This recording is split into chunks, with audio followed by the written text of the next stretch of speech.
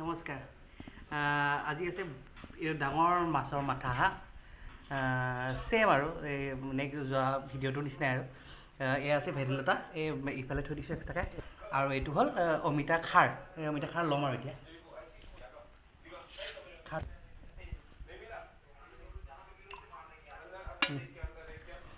খাৰ লৈ লৈছোঁ।